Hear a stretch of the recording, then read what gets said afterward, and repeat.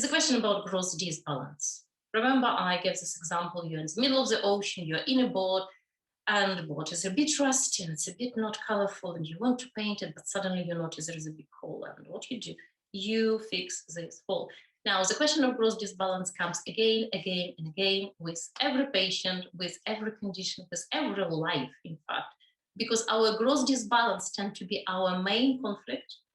And finding this conflict and patching this big hole in our life is more an art than it is a science. Because sometimes people come and they present with something really, really dramatic happening in their life or in their health or in their family. But underneath is something really dramatic. There is some more.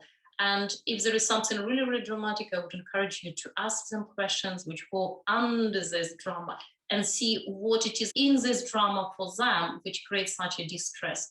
And of course, coming back to constitutional weaknesses, this tends to be the biggest disbalance. So for example, coming back to our example with constitution, the radiology constitution, for somebody, for example, whose lymphatic system tends to stagnate, they really need to move.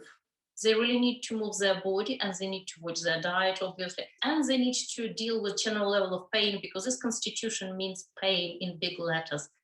That could be physical pain, it could be soul pain. So for this person, if one of those three main areas are not getting addressed, it's going to create a huge disbalance, a huge conflict. If for the person with stress rings, with this anxiety constitution, if they're not going to channel their energy and channel their anxiety into something which they can proactively address the whole area of the anxiety, and to self-realize and to live their life. If this is not present, then this is going to be main conflict. This is going to create a major disbalance, gross disbalance, and this is something that you need to identify and you need to address with your therapist. So again, every session, there should be something which will create a little tiny break in this big building which we are building of sustainable health, which will address the gross disbalance every single session, even if it's 1 point.